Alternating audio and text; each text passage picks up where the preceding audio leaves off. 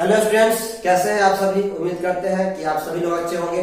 तो चलिए फिर से आप सभी को आपका अपना YouTube channel mastermind academy official में आप सभी का वेलकम है। तो लास्ट वीडियो में मैंने प्रश्नावली 1.2 का क्वेश्चन नंबर 2 तक का सॉल्यूशन देखा था। अब अभी हम 3, 4, 5, 6, 7 क्वेश्चन ही है इस चैप्टर में। तो क्वेश्चन नंबर 3 से सॉल्यूशन देखते हैं और उम्मीद करते हैं कि आपको लास्ट वीडियो पसंद आया होगा और आप लोग बिल्कुल अच्छे से उसे पढ़ाई कर रहे होंगे। तो चलते हैं हम क्वेश्चन नंबर 3 की तरफ। क्वेश्चन नंबर 3 को जरा समझते हैं। कहता है कि अभाज्य गुणनखंड विधि द्वारा निम्नलिखित पूर्णांकों के एचसीएफ और एलसीएम ज्ञात कीजिए।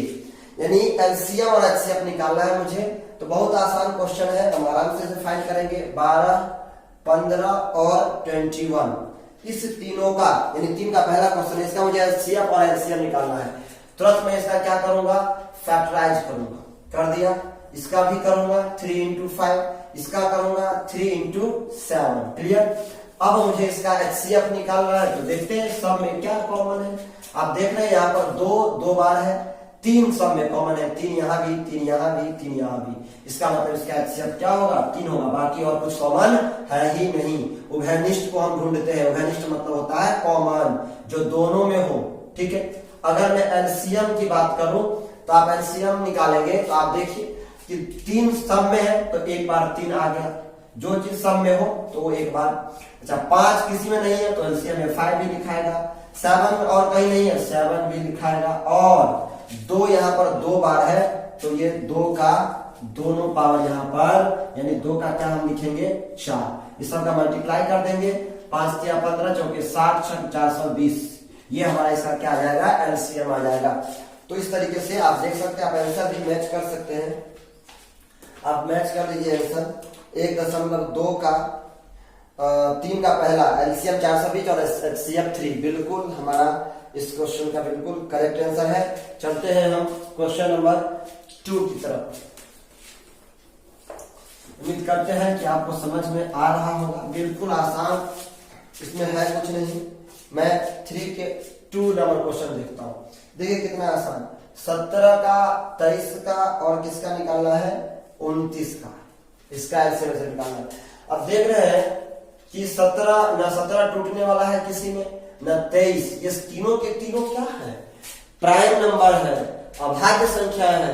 तो अगर अभाज्य संख्या का एचसीएफ निकालना हो तो उसमें इसको ऐसे भी तो हम लिख सकते हैं 17 1 गुना 23 1 गुना 29, क्योंकि ये किसी से टूटेगा ही और नहीं टूटेगा क्योंकि अभाज्य संख्या है। तो एचसीएफ इसका सब में देख रहे हैं अब क्या कॉमन है, 1, यानी इसका एचसीएफ होता है 1। कभी भी 2 अभाज्य संख्याएं, 2 प्राइम नंबर्स का जो एचसीएफ होता है वो हमेशा क्या होता है, 1 होता है। ये आपको याद रखना है।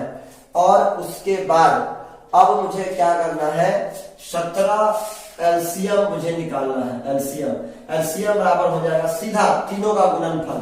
17, 23 और 29 तीनों का गुणनफल ही हमारा क्या हो जाएगा, इस क्वेश्चन का बिल्कुल करेक्ट आंसर हो जाएगा। तो अगर आप इसको गुना करेंगे तो ये मेरे ख्याल से गुना करेंगे तो 1139 आता है। आप आंसर मैच करेंगे। आंसर भी आप इसका मैच कर सकते हैं। एक बार देख लीजिए आंसर। गुना तो आप लोगों को करने आता है, आप मल्टीप्लाई आराम से कर सकते हैं, खुद से भी कर सकते हैं। तो इसका एलसीएम जो आएगा 1139 बिल्कुल आता है। यही इस क्वेश्चन का बिल्कुल करेक्ट आंसर है। ये इसका एलसीएम हुआ, ये एचसीएफ हुआ। आप हमेशा याद रखेंगे कि 2 या 3 कितने भी प्राइम नंबर्स हो उसके एलसीएम हमेशा उसका गुणनफल होता है और एचसीएफ 1 होता है। ठीक है, चाहे कितनी भी प्राइम संख्या हो। ठीक है। अब देखते हैं क्वेश्चन नंबर 3। क्वेश्चन नंबर 3 की अगर बात करूं मैं तो जरा इसको समझेंगे। बहुत आसान क्वेश्चन है। कितना है, 8 है, 9 है, 25 है। इसका जब आप करेंगे तो 2 into 2 into 2 और इसका जब करेंगे तो 3 into 3 और इसका जब करेंगे तो 5 into 5। मुझे क्या निकालना है, एचसीएफ। आप देखिए न 5 सब में है, न 2 सब में है, न 3 सब में है। इसका मतलब ये हुआ कि इसका एचसीएफ फिर क्या होगा, 1 होगा, क्योंकि किसी में भी कॉमन चीज नहीं है। और तीसरा का एचसीएफ बिल्कुल 1 है। हमारा आंसर बिल्कुल करेक्ट है। एलसीएम की अगर बात करूं तो कुछ भी कॉमन नहीं है। 2 का पावर पूरा का पूरा, 2 का पावर बिल्कुल 3 का 3 आ जाएगा और 3 का भी स्क्वायर आ जाएगा और 5 का भी क्या हो जाएगा, स्क्वायर आ जाएगा, क्योंकि कुछ कॉमन ही नहीं है, सारा का सारा गुना में आएगा। अब इसको गुना कर लो, आप चाहोगे तो आराम से कर सकते हो। 25 8 को करते हैं तो 25 चौका होता है 100, 25 अट्ठे होता है 200 और 9 से गुना करेगा 1800। 1800 ही इसका क्या है, एलसीएम है। तो एलसीएम भी पता चल गया और एचसीएफ भी पता चल गया। उम्मीद करते हैं कि आपको ये क्वेश्चन, सारे क्वेश्चन आपको समझ में आया होगा। अब हम चलते हैं क्वेश्चन नंबर 4 की तरफ। क्वेश्चन नंबर 4 को ज्यादा समझिए, बहुत आसान क्वेश्चन है, कोई ज्यादा टफ नहीं है, बिल्कुल आसान है। क्वेश्चन नंबर 4,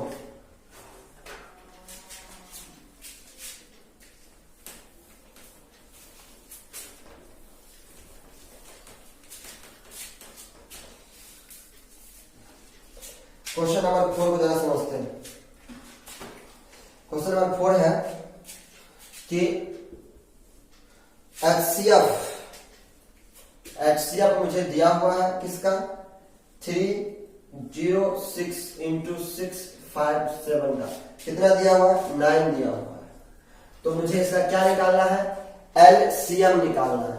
और मुझे LCM क्या करना है, इसका 306 और 657 का निकालना है, ठीक है। और HCF दिया हुआ है। तो फॉर्मूला आपको पता है, पहली संख्या गुने दूसरी संख्या, यानी A इंटू, अगर मैं इसको A मान लेता हूं, इसको B मान लेता हूं, तो ये फॉर्मूला पता नहीं आपको, A into b equal to LCM into HCF, यानी दोनों दो, अगर दो कोई संख्या है तो उस दोनों का गुणनफल बराबर होता है उस संख्या का LCM गुना HCF। तो डायरेक्ट आप इसी फॉर्मूला से, यानी 306 गुना 657 बराबर होगा HCF 9 इंटू LCM। तो LCM भी तो हमको निकालना है, LCM हमें पता नहीं है, तो ये 9 को उठा के यहाँ रख दो, LCM निकल जाएगा, 9 यहाँ आ जाएगा, 9 से कैंसिल कर दो आप, 9 तिया 27, 9 चौक 36, यानी 657 को जब आप 34 से मल्टीप्लाई करोगे तो आपका आंसर बिल्कुल करेक्ट आ जाएगा। तो इस 34 को मैं लिख देता हूं 30 प्लस 4, ठीक है, मल्टीप्लाई करने के लिए। अब इस आराम से मल्टीप्लाई करते हैं, 7 तिया 21, 5 पंद्रह 17, 6 18 19 इतना आया, और फिर 4 से कर लेते हैं, तो 7 चौक 28, 5 का 20 और 2 22 के 2 और 2 6 24 और 2 26, ये 26 और 28 आ रहा है, कितना आ रहा है 2628, ठीक है। आप इसको ऐसे भी कर सकते थे, 600 से पहले करो, 6 चौक 2400, फिर 50 चौका 200 और फिर 7 चौक 28, तो बिल्कुल 26 और 28 होगा। आप इसको ऐड कर देंगे तो आपका आंसर आ जाएगा। आप इसे ऐड करें फटाफट, कितना आ जाएगा भाई जी, 8 के 8 2 2 1 3, फिर 6 7 6 13 के 3 हासिल 1, 9 11 12 2 हासिल 1 1 1 2 22 338, बिल्कुल हमारा इस क्वेश्चन का बिल्कुल करेक्ट आंसर है। 22,338 इस क्वेश्चन का एलसीएम है और यही हमारा इस क्वेश्चन का आंसर है। तो उम्मीद करते हैं कि आपको क्वेश्चन नंबर 4 समझ में आया होगा। चलते हैं क्वेश्चन नंबर हम 5 की तरफ, जरा समझे क्वेश्चन नंबर 5 को। बहुत ही आसान क्वेश्चन है, जरा इसको समझिएगा। कहता है कि जांच कीजिए, क्वेश्चन देखिए बहुत ही आसान क्वेश्चन। कहता है जांच करें कि क्या 6n का अंतिम अंक शून्य है जहां n एक प्राकृत संख्या है। क्वेश्चन आपके स्क्रीन पे दिख रहा होगा कि जांच कीजिए कि क्या किसी प्राकृत संख्या n के लिए संख्या 6n अंक 0 पर समाप्त हो सकती है। क्वेश्चन के बाद फिर से समझेंगे। क्वेश्चन आपके स्क्रीन पे दिख रहा होगा कि जांच कीजिए कि क्या किसी प्राकृत संख्या n के लिए संख्या 6n 0 पर समाप्त हो सकती है। अब जरा देखिए इस क्वेश्चन को, देखिए कि क्वेश्चन नंबर 5 में कह रहा है कि एक संख्या है हमारे पास 6n, क्या ये संख्या 0 पर कभी समाप्त हो सकती है। तो आप एक बात, इस बात का गौर करें कि 0 कब बनता है, जब 2 का 5 से गुणनफल होता है तभी 0 बनता है। अगर 2 और 5 का कॉम्बिनेशन जब तक नहीं होगा तब तक 0 बनना संभव नहीं। आप कहोगे भाई 4 का 5 से भी तो 0 आता है, 5 का 20, तो भाई इस 4 में भी तो 2 बार है, फाइनली है 2 4 में भी तो 2 बार है, तो यानी 2 का उसमें हम रोल है, ठीक है। 5 2 जहां मिलेगा वहां 0 बनेगा।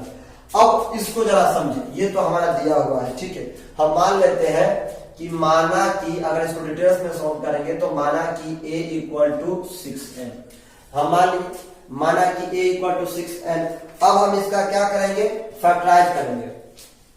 तो तथा a इक्वल टू हम ये भी लिख सकते हैं, 6 को 2 गुना 3 का पावर क्या लिख सकते हैं, n लिख सकते हैं। क्लियर है। अब जरा इसको देखिए, जब हम इसको इस फॉर्म में भी लिखेंगे तो यहां पर आप जानते हैं कि अब ये 2 और 3 क्या आ गया, अभाज्य संख्या आ गया। ये भी अभाज्य संख्या, 3 भी अभाज्य संख्या, ये भी अभाज्य संख्या है, अभाज्य। और इसको अब हम तोड़ नहीं सकते, यानी ये जितना टूटना था ये टूट गया। अब इसको और फैक्टर हम कर नहीं सकते, 6 का और फैक्टर हम नहीं कर सकते। और जब आप इसका फैक्टर नहीं कर सकते तो a इक्वल टू क्या हो गया, जरा इसको देखिए तो a इक्वल टू हो गया 2 और n इंटू 3 की पावर n। और आधारभूत जो मैं क्या कहते हैं, अंक गणित के जो आधारभूत प्रमेय है उस प्रमेय से ये अद्वितीय।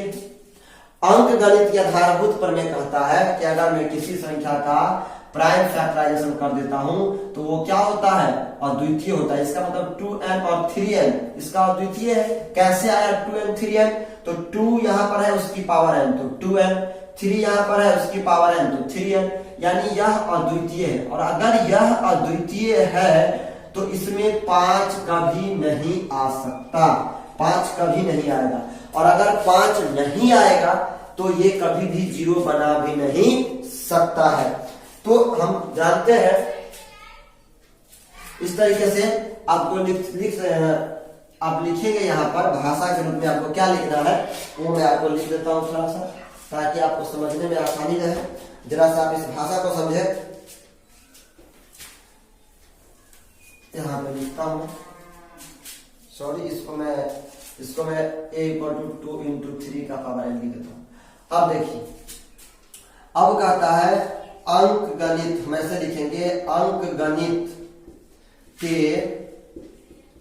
आधारभूत, अंक गणित के आधारभूत प्रमेय से अंक गणित के आधारभूत प्रमेय से ये जो है प्रमेय से 2n और 3n, 2n और 3n संख्या a का अद्वितीय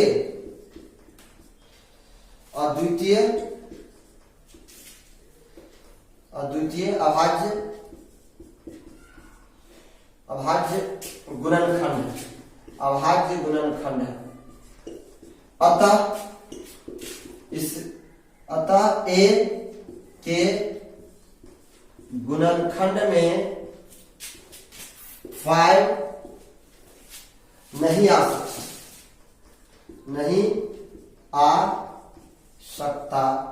सकता। अतः आप जानते हैं, और 0 कब बनता है, जब 5 और n होता है। अतः हम कह सकते हैं, क्वेश्चन है आपका,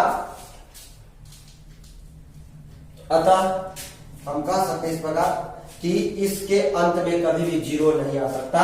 क्वेश्चन आपका यही कहता है, तो कभी भी इस संख्या 6n का 0 पर समाप्त नहीं हो सकता।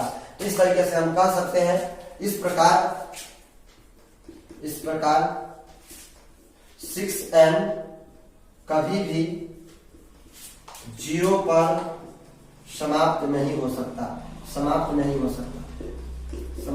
हो सकता। या आप ये भी कह सकते हैं कि इसके अंतिम जो इकाई अंक है, समझ, या तो ये भी कह सकते हैं कि इसका अंतिम अंक 0 नहीं हो सकता, या इकाई अंक 0 नहीं हो सकता, या 0 पर समाप्त नहीं हो सकता। सबका मीनिंग एक ही है। यानी इसे आप कह सकते हैं कि यह 0 पर समाप्त नहीं हो सकता है, इसका अंतिम अंक 0 नहीं हो सकता है, या इकाई अंक 0 नहीं हो सकता है, क्योंकि इसमें 5 आता ही नहीं है। क्लियर है? उम्मीद करते हैं कि आपको समझ में आया होगा। ठीक है, अब देखिए, अब हमारे पास 2 क्वेश्चन बचे हुए हैं इस चैप्टर का, क्वेश्चन नंबर 6 और क्वेश्चन नंबर 7। क्वेश्चन नंबर 6 की हम बात करते हैं। बहुत ही आसान क्वेश्चन है हमारा क्वेश्चन नंबर 6। इसको देखिए जरा। क्वेश्चन नंबर 6 कहता है कि व्याख्या कीजिए कि 7 गुना 11 गुना 13 प्लस 13 और 7 गुना 6 गुना 5 गुना 4 गुना 3 गुना 2 गुना 1 प्लस 5 भाज्य संख्याएं क्यों? अब ये भाज्य संख्याएं क्यों है, क्वेश्चन आपके स्क्रीन पे दिख रहा होगा, आप वहां से देखिए। तो क्वेश्चन 7 गुना 11 गुना 13 प्लस 13, ठीक है। और क्या संख्या है? 7 गुना 6 गुना 5 गुना 4 गुना 3 गुना 2 गुना 1 प्लस 5। अब देखिए ये दोनों विभाज्य संख्याएं क्यों है? क्यों है विभाज्य? तो विभाज्य संख्याएं क्यों है इसका अगर हम प्रूफ तो कैसे है, देखिए विभाज्य कहे या भाज्य कहे दोनों एक ही चीज होता है, या विभाज्य कहिए या भाज्य कहिए। तो देखिए इस दोनों में बीच में प्लस है, इसमें भी 13 है, तो इसमें हम 13 कॉमन ले सकते हैं, और 13 अगर कॉमन ले लेंगे तो ये 7 इंटू 11 यानी 77 और प्लस क्या हो जाएगा 13 हो जाएगा। 77 प्लस 13, 77 और प्लस 13। अब इसे देखते हैं तो ये 13 गुना अगर 7 3 10 और 7 1 8 90, अब फिर ऐसे भी देख सकते हैं हम, और 13 नंबर क्या होता है 117, 1170। तो इस तरीके से आप देख रहे हैं, या इसको अगर हम ऐसे नहीं समझे तो इसको और भी हम तोड़ सकते हैं। कैसे? ऐसे देखिए 13 फिर 2 से क्या हो जाएगा 45, फिर 3 से कटेगा, फिर 3 से कटेगा, फिर 5 से, 5 या 15 या 45 गुना 90 13। यानी अगर हम जिस संख्या को इसमें देखिए सब जितने संख्या इसमें आ गया, आप इसे देख रहे हैं, इसमें क्या आ गया 13 भी आया, 2 भी आया, 3 भी आया, 3 भी आया, 5 आया। अब सब के सब प्राइम नंबर आ गए, और जिस संख्या को मैं अगर हम प्राइम फैक्टर के रूप में यानी अभाज्य गुणनखंड के रूप में व्यक्त कर सकते हैं, तो वो कभी भी क्या प्राइम नंबर यानी अभाज्य संख्या नहीं हो सकता। अतः यह एक क्या है, इस तरीके से हम लिख सकते हैं कि स्पष्टता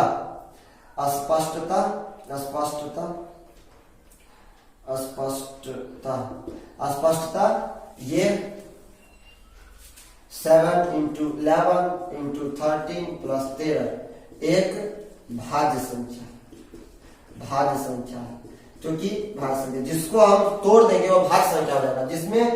जिसको हम अभाज्य गुणनखंड के रूप में नहीं व्यक्त कर सकते, यानी जिसमें किसी भी संख्या से भाग नहीं लगेगा, तो वह संख्या होता है अभाज्य संख्या। यह तो बिल्कुल क्लियर है कि भाज्य संख्या है।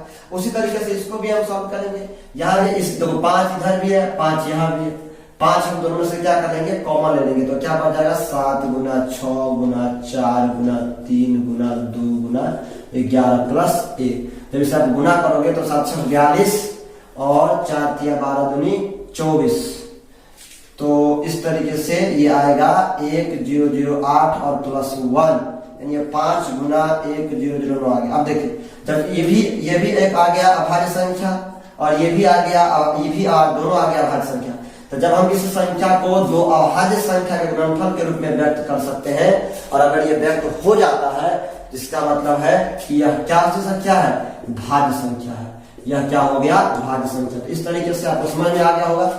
यानी कह रहा है कि प्रूफ कीजिए कि भाज्य संख्या, बिल्कुल भाज्य संख्या है, क्योंकि यह कट जाता है, भाग लग जाता है। अगर इसको मैं भाग करूं 5 से तो 1009 आएगा और बिल्कुल कैंसिल हो जाएगा। अब हमारा क्वेश्चन नंबर 7 बहुत ही आसान क्वेश्चन है, वर्ड प्रॉब्लम है। जरा इसको समझे और इस तरीके से हमारा ये चैप्टर कंप्लीट हो जाएगा। क्वेश्चन नंबर 7 बहुत ही आसान क्वेश्चन है, जरा इसको आप देखिए। क्वेश्चन नंबर 7 कहता है कि एक खेल के मैदान में चारों तरफ एक वृत्ताकार पथ है। सोनिया को इस मैदान का एक पूरा चक्कर लगाना है। लगाने में 18 मिनट का समय लगता है, जबकि रवि को इसमें 12 मिनट ही लगता है। मान लीजिए कि दोनों एक ही स्थान से एक ही समय और एक ही दिशा में चलना आरंभ करते हैं, तो कितने मिनटों के बाद वह पुनः प्रारंभिक स्थान पर मिलेंगे। तो आप जरा देखिए कि क्वेश्चन कितना आसान है।